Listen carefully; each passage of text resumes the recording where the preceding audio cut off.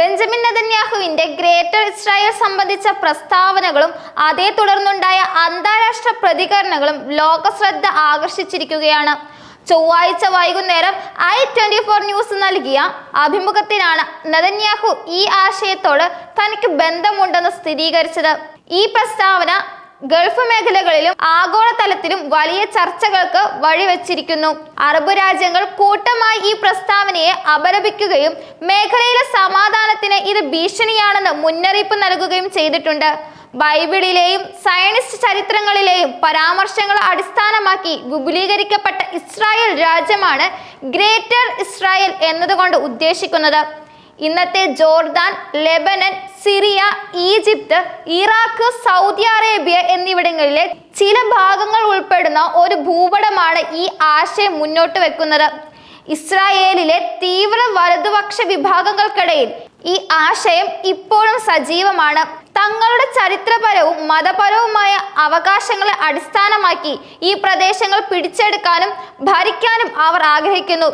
എന്നാൽ ഈ ആശയം ലോക സമാധാനത്തിന് ഭീഷണിയാണെന്നും ഇത് തീർത്തും അയുക്തികരമാണെന്നും മിക്ക രാജ്യങ്ങളും കരുതുന്നുണ്ട്. നെതന്യാഹുവിന്റെ പ്രസ്താവനയും അറബിക് രാജ്യങ്ങളുടെ പ്രതികരണവും നെതന്യാഹുവിന്റെ ഈ പ്രസ്താവന അറബ് ലോകത്തെ ശരിക്കും ഞെട്ടിച്ചു.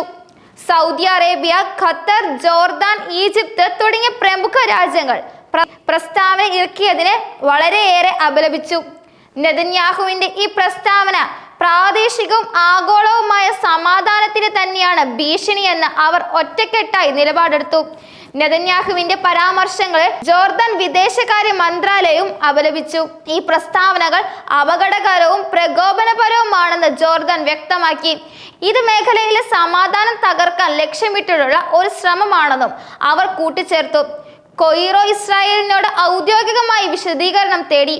മേഖലയിലെ സംഘർഷം വർദ്ധിപ്പിക്കാൻ ലക്ഷ്യമുള്ള ഒരു പ്രസ്താവനയാണിതെന്നും ഇത് സമാധാന ശ്രമങ്ങളെ അട്ടിമറിക്കുമെന്നും ഈജിപ്ത് വിദേശകാര്യ മന്ത്രാലയം പ്രസ്താവനയിൽ അവകാശപ്പെട്ടു. ഖത്തർ വിദേശകാര്യ മന്ത്രാലയം ഇതേ പ്രസ്താവനയെ ശക്തമായി കൂട്ടുനിന്നു. ഇസ്രായേലിന്റെ അധിനിവേശ നയങ്ങളും വിപുലീകരണ പദ്ധതികളെയും പൂർണ്ണമായും തള്ളിക്കളയുന്ന നിലപാടാണ് ഖത്തർ സ്വീകരിച്ചത്. സൗദി വിദേശകാര്യ മന്ത്രാലയം ഈ പ്രസ്താവനയെ പ്രകോപനപരവും അപകടപരവും എന്ന് വിശേഷിപ്പിച്ചു. ഇത് ഇസ്രായേലിന്റെ കൊളോണിയൽ നയങ്ങളിൽ നിന്ന് ഉരുത്തിരിഞ്ഞതാണെന്നും മേഖലയുടെ സുരക്ഷയ്ക്കും സ്ഥിരതയ്ക്കും ഇത് ഭീഷണിയാണെന്നും സൗദി വ്യക്തമാക്കി. പലസ്തീൻ അതോറിറ്റിയും ഈ അപലപനങ്ങളിൽ പങ്കുചേർന്നു.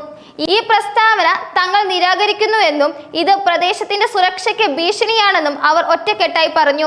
നെതന്യാഹുവിന്റെ ഈ അഭിപ്രായത്തോട് ഇസ്രായേൽ വിദേശകാര്യ മന്ത്രാലയം ഇതുവരെ ഔദ്യോഗികമായി പ്രതികരിച്ചിട്ടില്ല. ഈ സംഭവം അന്താരാഷ്ട്ര സമൂഹം വളരെ ഗൗരവത്തോടെ തന്നെയാണ് നിരീക്ഷിക്കുന്നത്. ഈ പ്രസ്താവനകൾ ഗൾഫ് മേഖലയിൽ നിലവിലെ രാഷ്ട്രീയ സംഘർഷങ്ങൾ കൂടുതൽ വഷളാക്കുമോ എന്ന ആശങ്ക രാജ്യങ്ങൾക്കുണ്ട്. സമാധാനം ലക്ഷ്യമിട്ടിട്ടുള്ള എല്ലാ ശ്രമങ്ങൾക്കും ഇതൊരു തിരിച്ചടിയാകുമോ എന്ന് ലോകം ഉറ്റുനോക്കുന്നു.